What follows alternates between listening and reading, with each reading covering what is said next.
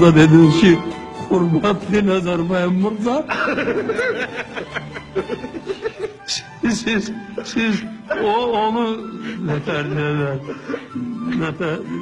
siz de yamsılıyorsunuz. Ama hakikat ya orada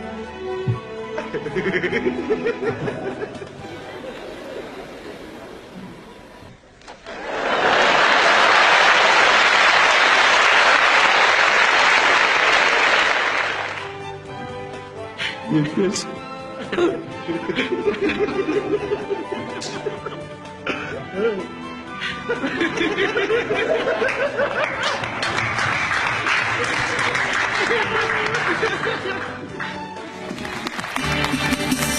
Ben hiç bilmirdim ki siz subaysınız.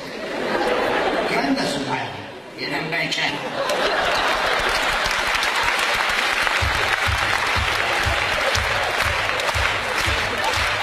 Burası sizin için Palatka koyu değil,